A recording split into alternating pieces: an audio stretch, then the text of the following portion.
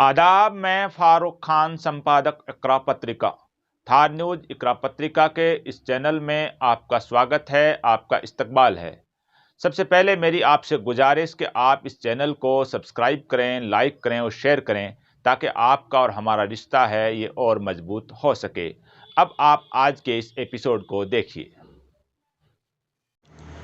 आज 15 मार्च को जयपुर के शहीद स्मारक पर विद्यार्थी मित्रों, पंचायत सहायकों और मदरसा पैरा टीचर समेत विभिन्न संविदा कर्मियों का धरना था और उस धरने को विभिन्न संविदा कर्मियों के जो संगठन हैं उनके पदाधिकारियों और अन्य लोगों ने जो इनसे जुड़े हुए हैं उन्होंने संबोधित किया।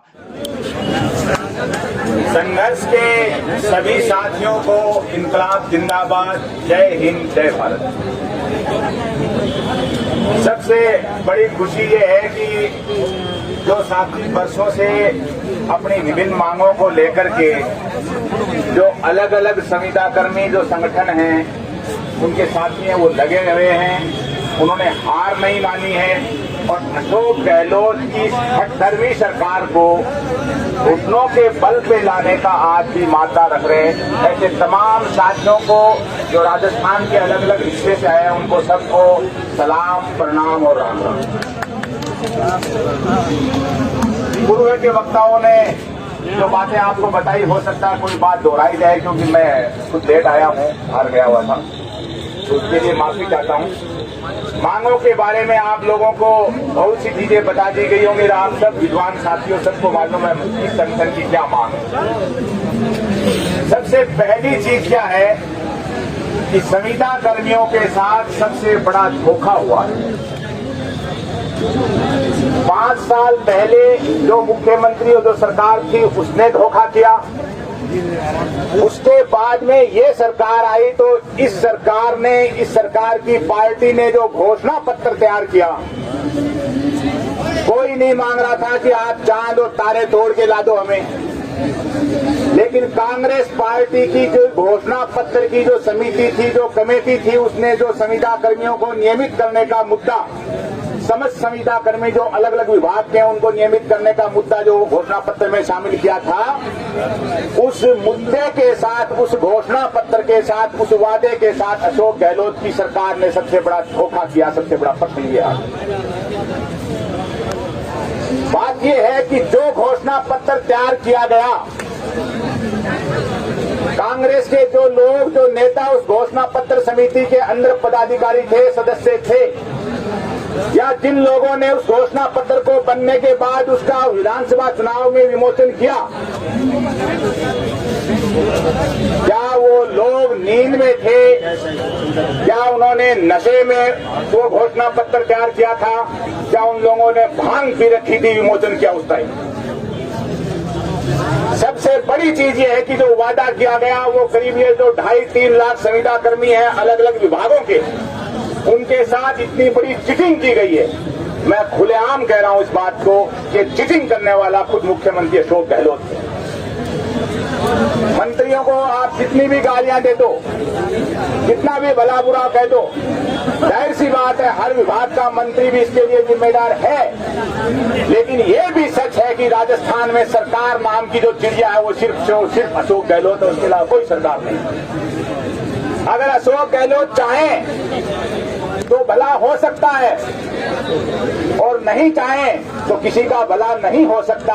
और संविदा कर्मियों का जो करीब 2.5 साल के अंदर जो भला नहीं हुआ है, उस भले के लिए सबसे बड़ा कारण खुद मुख्यमंत्री अशोक गहलोत है।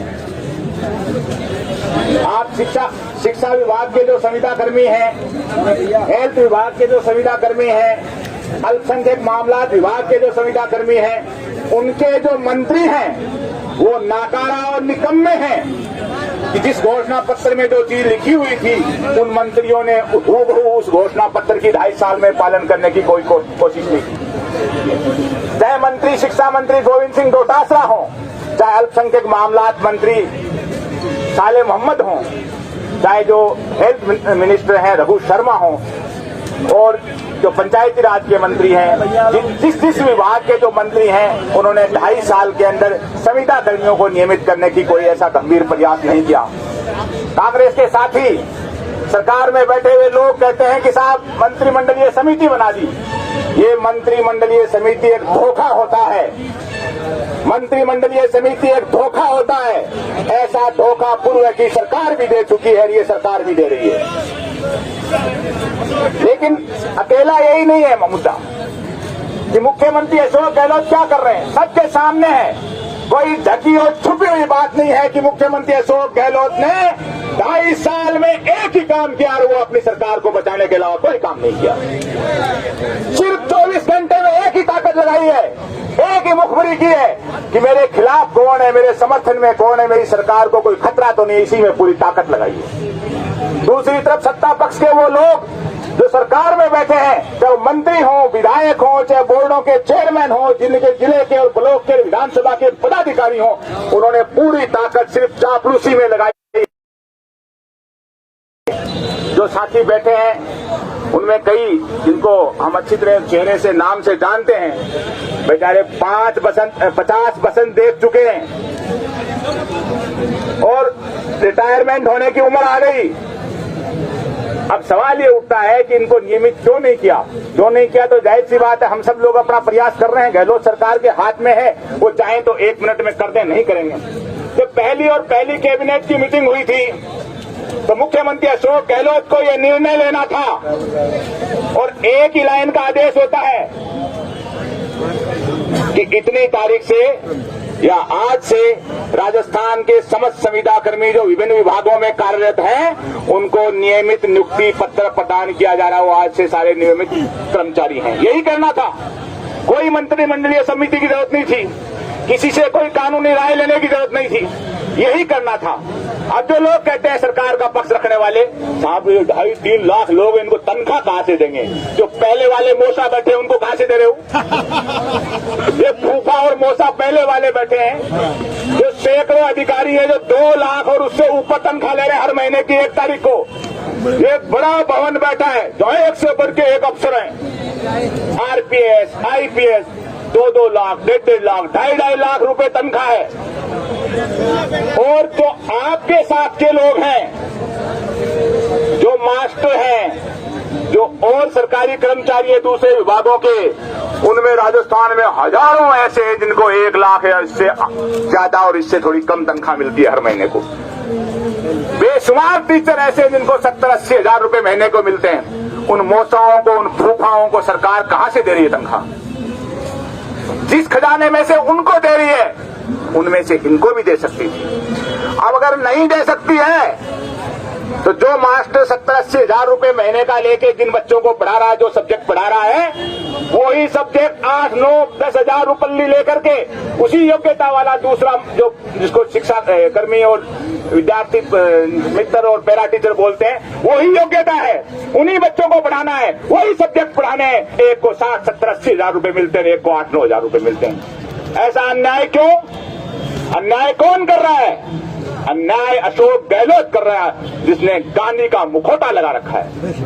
अशोक गहलोत एक फर्जी गांधी है, ढोंगी गांधी है, नौटंकी कर रखी है गांधी के नाम पे भी। 12 मार्च को अशोक गहलोत ने प्रतीकात्मक दांडी यात्रा निकाली गांधी मूर्ति जयपुर के पास। इस ढोंग को छोड़ दीजिए अशोक जी। ये 1.5 लाख, 2 लाख, 2.5 लाख, 3 लाख, जितने भी आप मानो, आपने वादा किया समस्त संविदा कर्मियों को एक आदेश से आप नियमित करो। हमने कई धरने लगाए, सब लोगों ने अपने अपने लेवल पे लगाए हैं। अभी हम 5 दिन सर्दी के अंदर पड़े रहे जयपुर कलेक्ट्रेट पे, हमने सिविल लाइन कूच किया। इसी शहीद स्मारक पे हमने शहीदों को श्रद्धांजलि दी 22 तारीख को। और उसके बाद में हम सीकर, चूरू और नागौर के अंदर हम 45 सभाएं की। 46वीं सभा हमने सुजानगढ़ में आम सभा की, लेकिन गहलोत सरकार नहीं सुन रही है। क्यों? क्योंकि इसने कान में तेल डाल रखा है। राहुल गांधी आए जो 12 और 13 तारीख को राजस्थान में 4 सभाएं की किसानों के नाम पे। उस 12 और 13 तारीख को हम इसी आंदोलन को लेकर सीकर के गांव और कस्बों में मीटिंग कर रहे थे। हमने उनसे कहा था कि आप किसानों की आवाज उठा रहे हैं, बहुत अच्छी बात है। केंद्र की सरकार सुन नहीं रही है, काले कानून बना दिए हैं, अच्छी बात है। लेकिन आप अपनी सरकार से ये भी कहें कि राजस्थान के संविदा कर्मियों की पीड़ा भी सुने, और पीड़ा सुनने का समय नहीं है। समाधान और समाधान सिर्फ और सिर्फ है नियमित नियुक्ति पत्र, इसके अलावा कोई मीटिंग नहीं, कोई मंत्रिमंडलीय समिति नहीं है, कोई आश्वासन नहीं है। लेकिन सुनने के लिए कोई तैयार नहीं है। ढोंग रच रखा है गांधी के नाम का।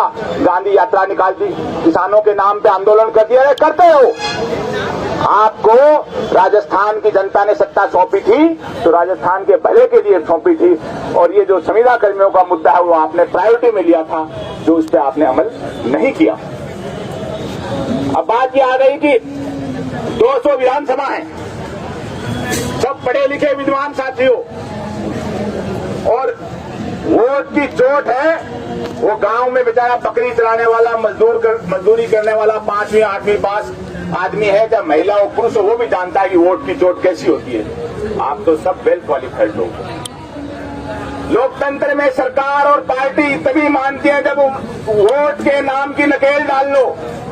अगर वोट के नाम की नकेल नहीं डाली तो कोई नहीं सुनेगा। पहले की सरकार आई, उसने झांसा पट्टी दे दी, ये भी 2.5 साल बीत गए और चले जाएंगे। शिक्षा मंत्री जी ने विधानसभा में कह दिया हमारे पास कोई प्रस्ताव नहीं है ऐसा। तो आप ये भी कह देते साथ में कि जो घोषणा पत्र समिति थी उसने भांग पी रखी थी, घोषणा पत्र लिखा था उस टाइम पे, पर हम माफी चाहते हैं, गलती होगी हमसे, ये कह दो आप। ये कहने के लिए भी तैयार नहीं हो। दुर्भाग्य इस बात का है कि अशोक गहलोत सबसे मिलते हैं। आप बता दो, आप में से कोई भी 2.5 साल में संविदा कर्मी जो आमने सामने अशोक गहलोत की शक्ल देखी हो 2.5 साल में खड़े होकर? क्यों?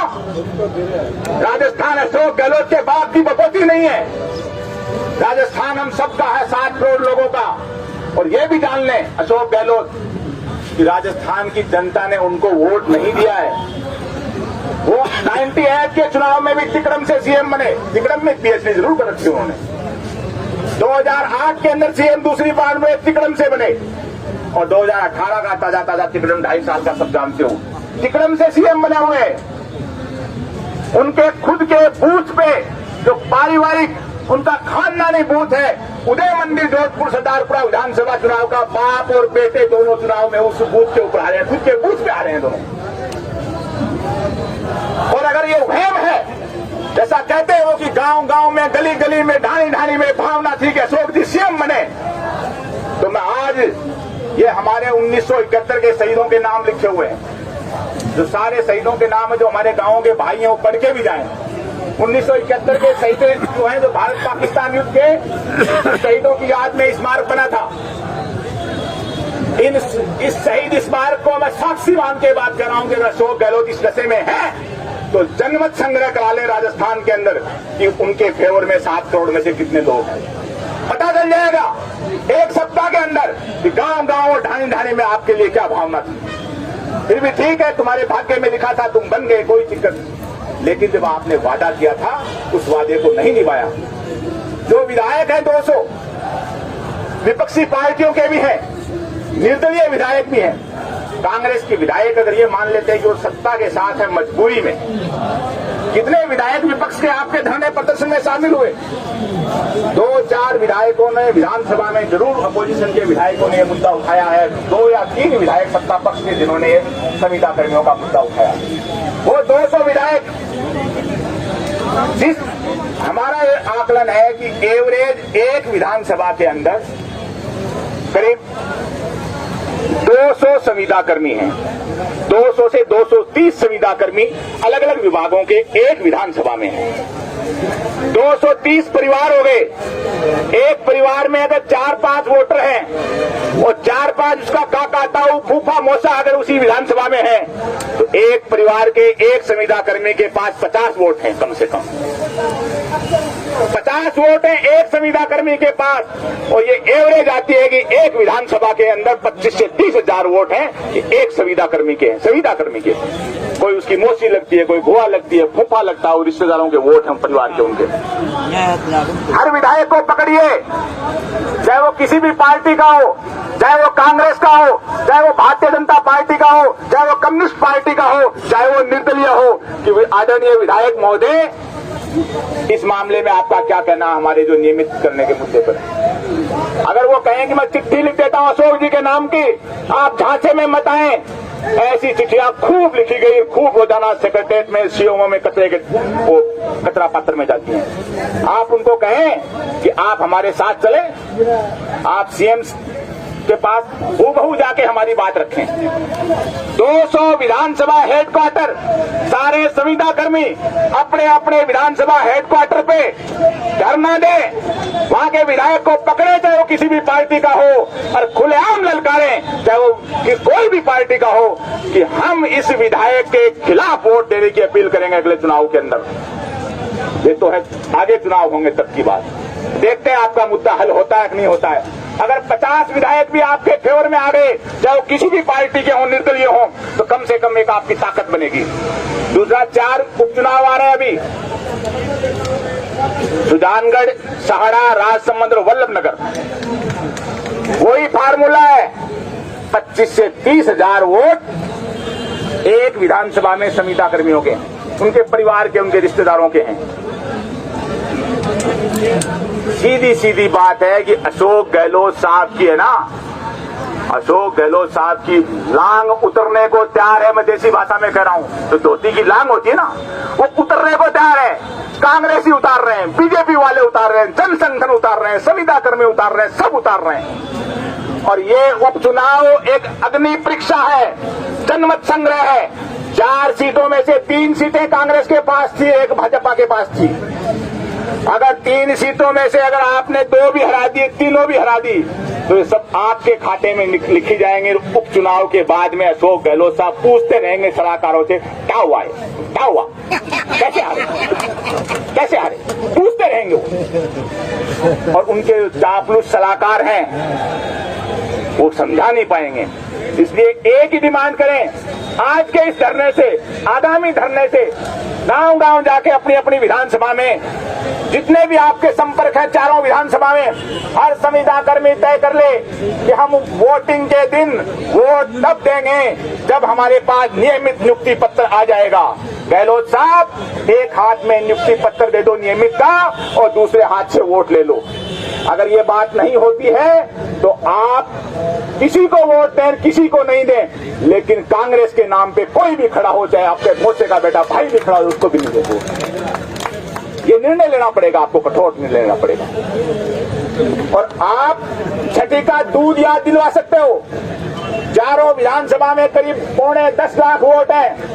उन 10 लाख वोटों में 1,40,000 वोट संविदा कर्मियों के, उनके संपर्क के, उनके रिश्तेदारों के, उनके निकट संबंधियों के वोट हैं। और हार जीत 15-20 हजार से होगी। वो कोई कैलाश मेघवाल जी नहीं है, शाहपुरा से जाके 90,000 से जीत जाएंगे। 10-5 हजार का ही खेल है, और 10-5 हजार की बीमारी काट दोगे आप। अब 3 सीटें हार गई, 4 सीटें आ गई, तो पूछेंगे क्या हुआ, क्या हुआ, फिर आपका समाधान भी हो सकता है। और अगर ये नहीं कर पाए अपन, तो देखो कोशिश तो अपने को जारी रखनी चाहिए, क्योंकि जीवन पूरा संघर्ष है, जद्दोजहद है। मांगे मानी जाए, नहीं मानी जाए, लगे रहो। लेकिन अगर ये फार्मूला अपना लिया, तो मैं आज कह रहा हूं, इस शहीद स्मारक की इस धरा पे खड़ा होकर के आपको, मेरे बड़े पापा 71 में शहीद हुए थे, उनका भी इसमें नाम लिखा हुआ। मैं आज कह रहा हूं, सबको साक्षी मान करके, उपचुनावों से पहले अगर आपको नियमित नहीं कर पाए, या तो आपको नियमित करेंगे, वादा मत लो। अगर किसी भी कारणवश आपको नियमित नहीं कर पाए, तो आपको सम्मानजनक 25, 30, 35 हजार रुपए मानदेय तो देंगे। पहली डिमांड, उपचुनाव से पहले नियमित करो, वोट लेना है तो नहीं, हम कांग्रेस के खिलाफ वोट देने की अपील करेंगे। अगर ये मांग किसी भी टेक्निकल वजह से नहीं आ पा रही है, कोई कोर्ट कचहरी में लफड़ा अचानक पहुंच जाता है, तो हमें सम्मानजनक 30-35 हजार रुपए तो घर पालने के लिए हमें चाहिए महीने के। आपको जो 8-9 हजार रुपए में आ रहे हैं, गहलोत साहब, अच्छा आप पंचायत सहायकों के साथ तो मेरे भाई बहुत बड़ा अन्याय है। इनके साथ जो अन्याय किया हो तो किसी न्यूनतम मजदूरी भी नहीं है इनको, जितना कह दिया कि तुम्हें नियमित कर रहे हैं। और किया क्या कि एक कहावत है कि कटाई के घर से खोल के जल्लाद के घर पे बांध दी।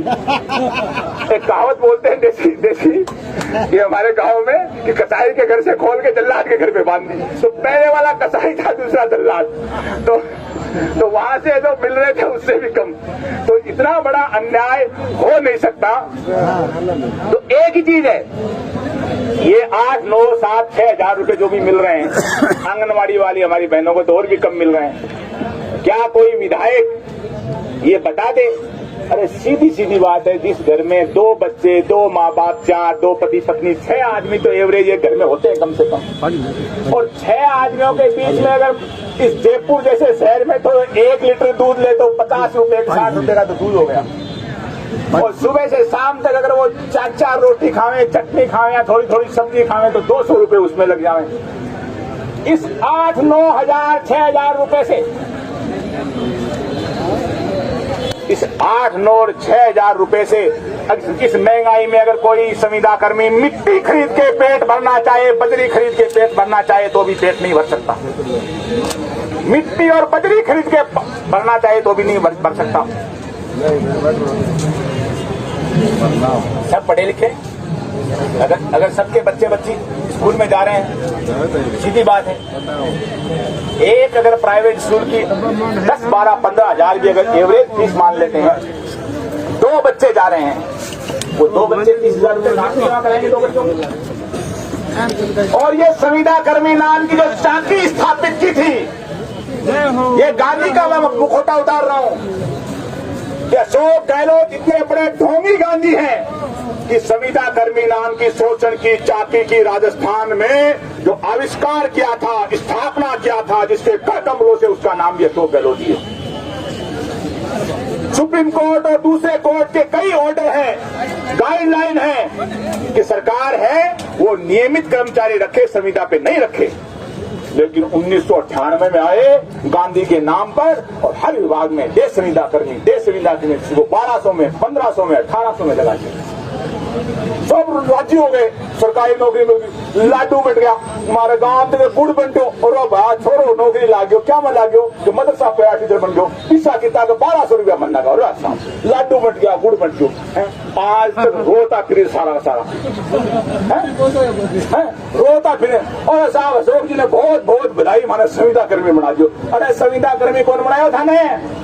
शोषण की चक्की में पंजा ऊपर करके नारनी चक्र की गिर दिया, घूमता रहो और शोषण करवाता रहो। तो जब कोर्ट की ये गाइडलाइन है कि संविदा कर्मी नहीं होने चाहिए, फिर ये जो हजारों लाखों की संख्या में राजस्थान में क्यों है? तो फिर मेरा अंतिम निवेदन है सारे संविदा कर्मियों से, चाहे वो किसी भी विभाग के हों, आप लोगों का, संविदा कर्मियों का, चारों विधानसभा के जो 10 लाख वोट है उसमें 1,40,000 वोट है। एक हाथ में नियुक्ति पत्र, एक हाथ से वोट। और अगर ऐसा नहीं हो तो चाहे किसी को वोट दे, किसी को नहीं दे, लेकिन कांग्रेस का जाके बटन नहीं दबाए, आगे पड़ जाए बूथ पे जाके कि कांग्रेस को वोट नहीं देना। और आपने ये आरती उतार दी तो काउंटिंग के दिन दोपहर में 1 बजे इसी टाइम से पहले पूछेंगे क्या हुआ। जय हिंद, जय भारत। आज के इस एपिसोड में बस इतना ही। जय हिंद, जय भारत।